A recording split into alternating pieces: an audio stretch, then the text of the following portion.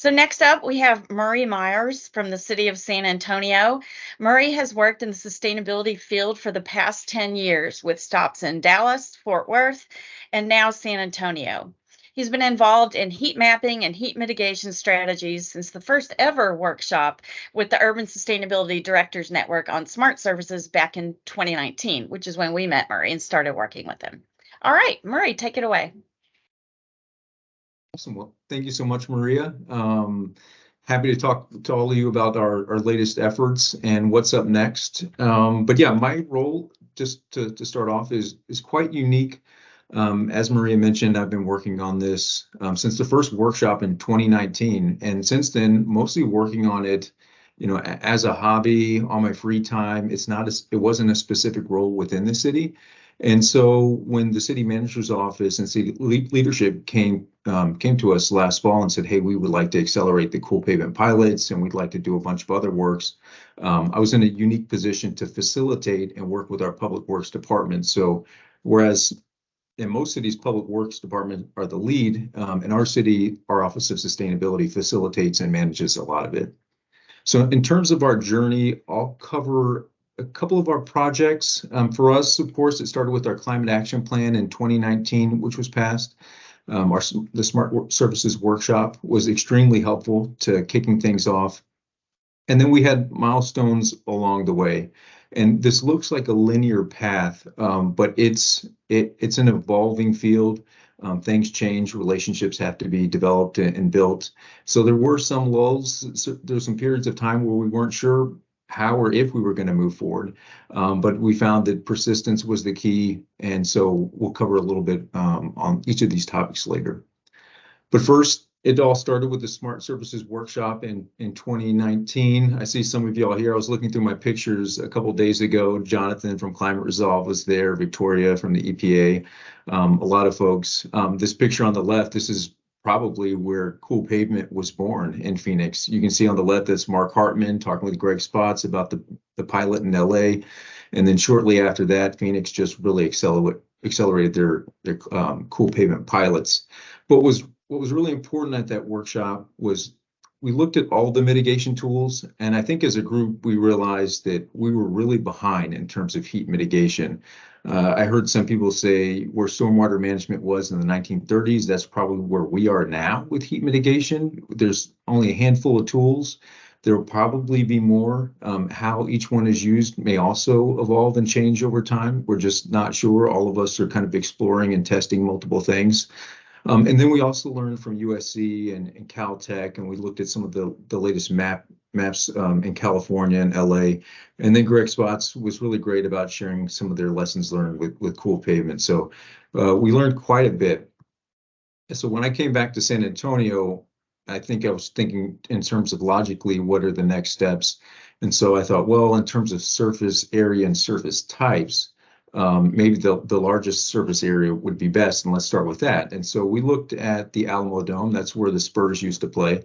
They have massive parking lots. So at that time, we were talking with Davis and others about some Cool Pavement options, and then realized at that surface area, first time in San Antonio, it's expensive. There's a lot of hesitation, a lot of questions. And so we started looking at other options. We talked with the library. The library was really interested in testing out Cool Pavement. On the right here, you can see this is one of our libraries here. And what was unique is it would have given us the opportunity to test multiple sealant types in one study. We had asphalt, we had concrete sidewalks, we had vegetative cover, and we had cobblestone all in one area.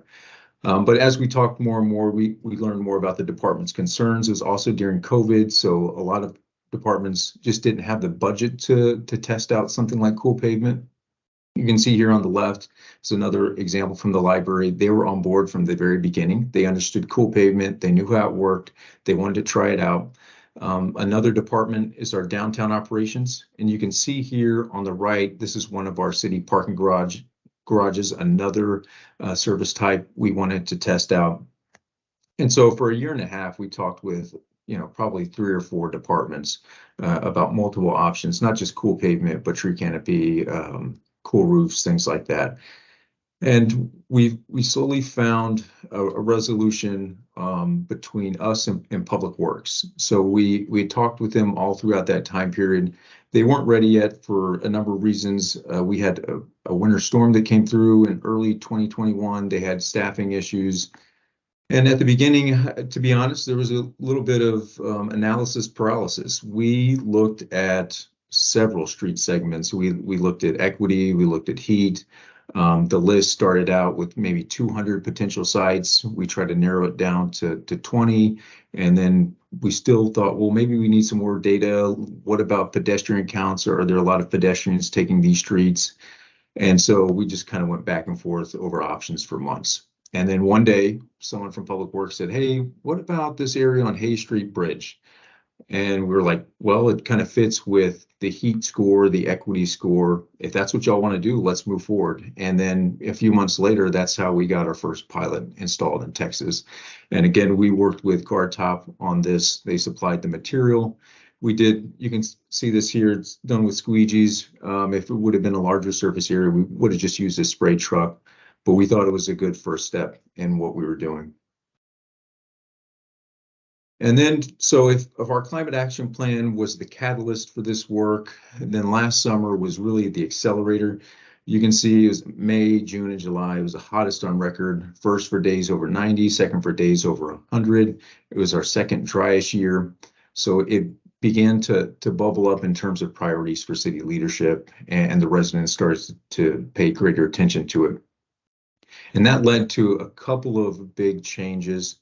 The first one was our UHI delivery team. So our city manager's office created a UHI mitigation delivery team so that all the departments could start working together. So one thing we learned from multiple people here on the call and also from the Smart Surfaces Coalition and Greg Katz is if everyone's off doing their own thing with their very own tool, you're not going to make a significant difference. Really, the impact comes when all of these tools, for example, parks and trees, neighborhood and housing services and cool roofs, Public Works and cool pavement. Really, the benefit is when all of them start working together in really specific locations. So we pulled all these departments together. It was led by our city manager's office, and it's facilitated by us, the Office of Sustainability. And what we do is we meet bi-weekly. Our city manager's office is really adamant about continuous meetings so we can check in on all the departments. Each department is also required to develop their own work plan.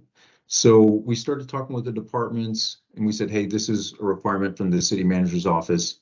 And they were like, well, what's a UHI work plan? What is this? And we explained, well, you need objectives and targets related to your mitigation efforts. And then they come back with, well, what's an objective and target? So some of this was a learning process. It took time. We talked with each department one-on-one and we said, what are your current programs? Let's first document that so we can pull all this together into one document. And then let's talk about some of the things you want to do moving forward. So for example, human services, they oversee our senior centers, and moving forward with their construction projects, they're going to mandate cool roofs at a certain level. If that, I mean, whether the SRI is 90 or above, we're not sure, but it'll be something extremely high. They would like to incorporate green infrastructure, increase the number of trees they install on every new senior center. And so we started to see objectives and targets were going well. So we started to unify them and get the departments to work more cohesively together. And I'll talk a little bit more about our phase 2 pilots coming up. But we also took this time to talk about data sets. We also found out that multiple departments had their own data sets, and some of them had their own dashboards. So everyone was kind of using their own game plan. It was like one team using 5 different playbooks. So we started working with UTSA, and I'll talk a little bit more about that later. But the goal was to start working together to develop one data set that we would all use for the same strategy, which is working together in specific neighborhoods using multiple mitigation tools. Another big catalyst that helped us accelerate our work was the Climate Action Fund. So this was passed by Councilmember Sandoval and the city manager's office late last year, around September. It's $8 to $10 million annually for climate action under these 4 categories here. So you can see business incentives, UHI mitigation, leveraging the incoming federal funding, and then small grants to community organizations. So far this year, we've spent about 3 million, about $1.5 million for grants for community organizations like schools. And then we've spent about $1 million on UHI mitigation. So getting the cool pavement pilots going, doing the studies with UTSA, getting the research with UTSA. And so it's gone well. It's still a work in progress, but we anticipate possibly, $2-3 million at least next year for UHI mitigation. Now, it probably won't be for cool pavement, it'll be for multiple tools. But now that we've got a strategy and the departments are working together, we're going to figure out how to use that to make the greatest impact. And in terms of our cool pavement pilots, you can see it's a little complex compared to other pilots. We have 10 pilots, one in each council district. We're using 4 products: GAF, GuardTop, PaveTech, and SealMaster. And early on, just again, another benefit of that Smart Services workshop, we connected with Jonathan at Climate Resolve, and we were like, hey, we've heard from all these product manufacturers. We're not going to take them by their word. What have you seen? What are some top products you've seen? Are there any others we should consider? We also reached out to the city of Los Angeles, city of Phoenix. We talked with Ryan in city of Phoenix. Hey, what are your thoughts on these products? And so we felt pretty comfortable moving forward with these 4. Now, all of them are pretty similar, except for PaveTech. If you're familiar with PaveTech, it goes on clear and absorbs into the pavement, so it's slightly different. And can be confusing if you have multiple people involved in one project. So our UTSA professors trying to understand 4 different products, our Public Works department trying to understand 4 different product specs, and then communicating this to city leadership. It can be a bit much. It's a little complicated at times. And in terms of our testing, you can see here, this is what we're looking at. We have one team led by Dr. Samer Dasuki. He's working with Transtech, and they are looking at skid resistance, glare, adhesion to the existing pavement, and then improve structural stability. So this was a requirement from our Public Works department. They were really adamant about, hey, let's make sure it's safe, and then we can move forward in determining which ones are great for UHI mitigation. Now, again, another benefit of some leaders on this call, moving forward first, you can see the team of professors here led by Dr. Neil DeBaj. He reviewed Arizona State's study and methodology really closely to try to duplicate what they had done in Phoenix here in San Antonio. So you can see some of the same factors that they're looking at, not just surface temperature, but air temperature, wet bulb temperature. They have a net radiometer looking at reflective radiation as well. And they're actually out in the field right now today. That's why they weren't able to be here. They are at 10 pilots, in addition to 10 controls. So they are all across the city right now doing measurements multiple times a day. And again, we're dealing with a little bit of record heat here in San Antonio. I think we're at like 103 or 104 today.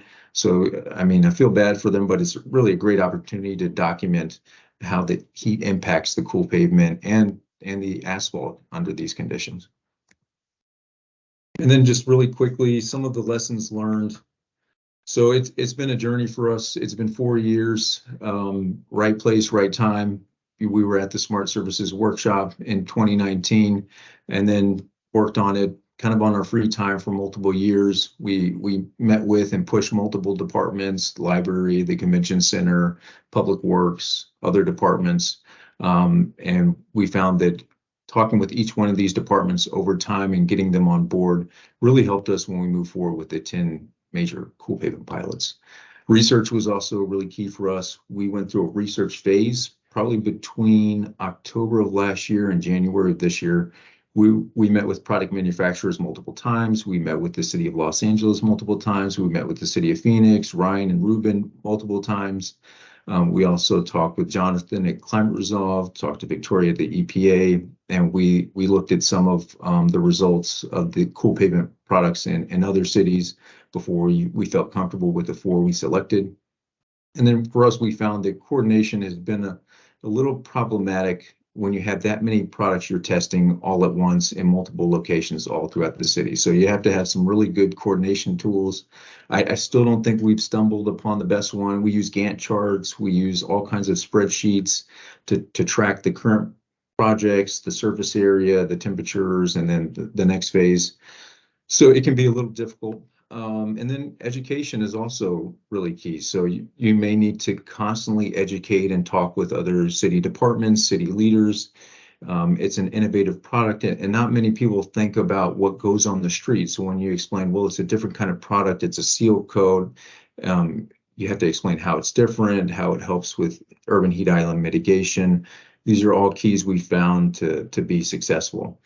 And then going back and talking about coordination really quickly. So yeah, we had 10 pilots, 4 products, 1 primary contractor, multiple subs, and then 3 research teams all going on all at the same time. So if you were to ask me if we were to do it again, I don't know. That's a question for the city manager's office, but I'd say, well, we may need a couple more people to help us out with this. And then lastly, next steps for us, we're working with UTSA, a different team with some of the same professors, but led by Dr. Kristen Brown, to fine tune some of our current data sets. So what they've done is, again, using surface temperature, they've developed a heat score for San Antonio based on 4 different data collection dates last year during our hottest summer. They've developed that. They're using our equity score. So our Office of Equity developed an equity matrix a couple years back. And so we use that all the time. And that was one thing we asked UTSA is, hey, everyone in the city and the departments already are familiar with an equity score. Just use that so that we don't have to translate and educate them on a different data set. Just include this in your current study. So they combine heat, equity to really focus on specific census blocks. Now we can do it at census tracts or census blocks, but in terms of our next phase for pilots, we wanted to fine tune and really get granular with what areas we're going to target. So they took the heat score of 1 to 10, they took the equity score 1 to 10, and then developed a map going from 16 to 20. There are some census blocks that have a score of 20, but quite a few with 19 and 18. So we would target those for our next phase. And this is kind of what our next phase would look like. Thankfully, we have multiple departments that have been working on their UHI mitigation tools for quite some time. They've sharpened them. And so now we're going to wield all of them together. So our Neighborhood and Housing Services Department, they manage an under one roof program that installs cool roofs for income eligible residents.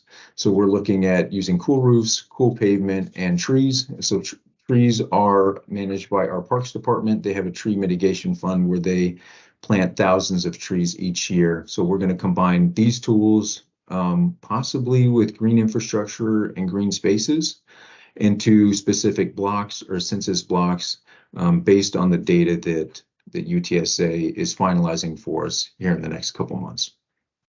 And with that, I'll stop there and pass it back to you, Maria and Davis. Thank you.